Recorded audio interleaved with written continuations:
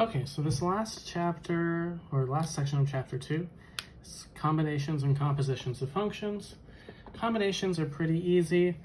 We have our 4 main operators in math: add, subtract, multiply, and divide, and you simply do those with the functions.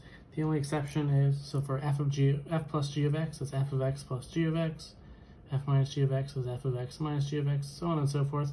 The only exception is f of x divided by g of x. Of course, we can't divide those two functions for f divided by g of x if g of x is equal to 0 at a value. So the domain of the combination of functions is the intersection of the domains of f of x and g of x for all of these, with the exception that for division you have to throw out any values of the domain where g of x is 0. For example, given the two functions, find all 4 combinations evaluated at the given value.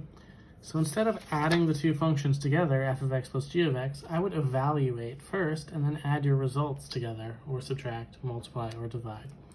So it says find for f of x equals x squared minus x plus 1, and g of x equals 2x minus 5.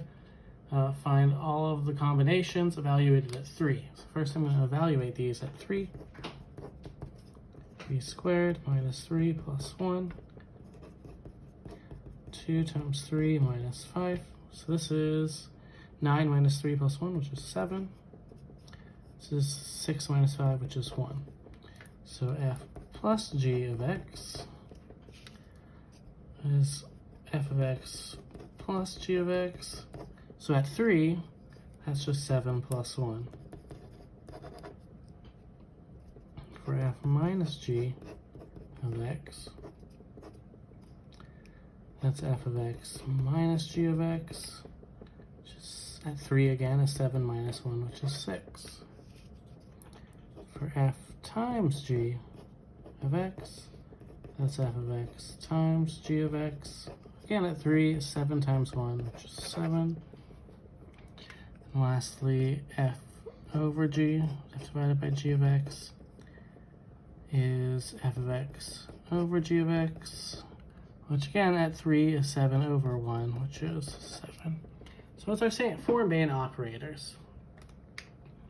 Now we can try this again with another set of numbers evaluated at different values.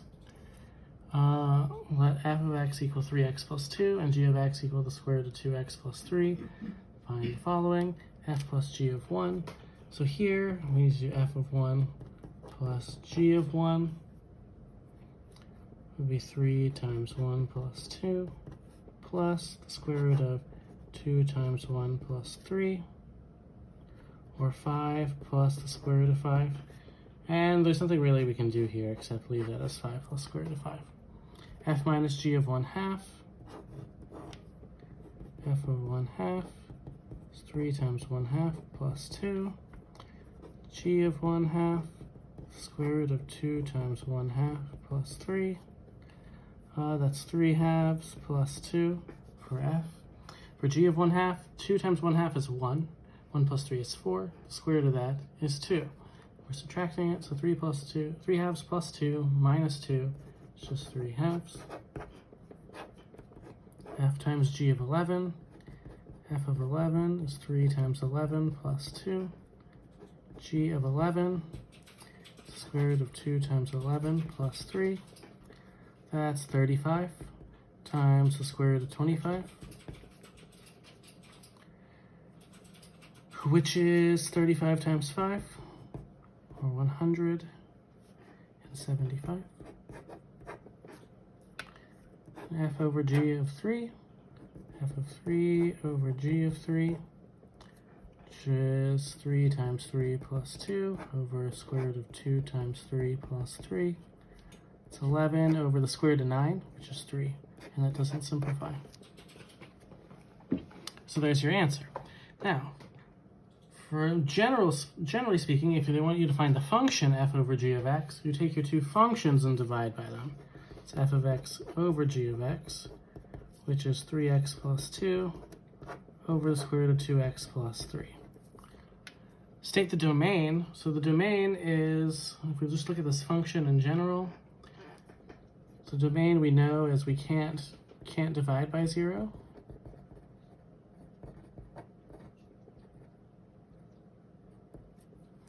And we can't have negative numbers under the radical.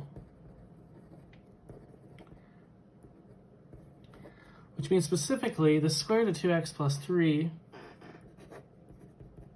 has to be greater than 0, because if it was greater than or equal to 0, the denominator would be 0. The only way that can happen is if 2x plus 3 is greater than 0, which means 2x is greater than negative 3, or x is greater than negative 3 halves.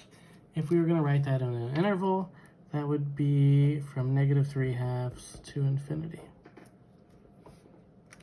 So that would be how you find the domain of the function. You can just divide them and look at it.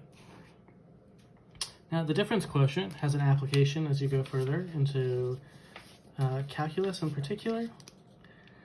If a point P on a function f of x has coordinates x f of x, and another point further down the line has x plus h, f of x plus h, the line between them has the slope f of x plus h minus f of x over x plus h minus x.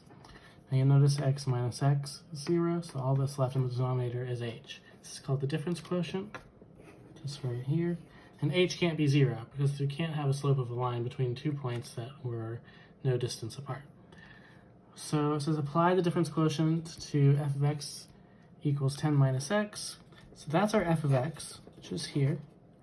F of x plus h is just plugging in x plus h to the equation. So it's 10 minus replacing x with x plus h, which is 10 minus x minus h. So I'm supposed to take this answer minus my original function, so 10 minus x minus h, minus that 10 minus x, and divided by h. Now 10 minus 10 cancels.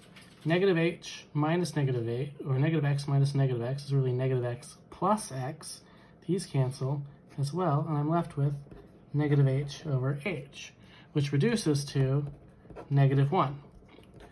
So it's saying the slope between 2 points on this line is negative 1, which we already know, because if we were to rewrite this as negative x plus 10, this is our y equals mx plus b, and the number in front of x is negative 1, because this is a line, this function, and lines always have a slope, constant slope, so it's negative 1 anywhere.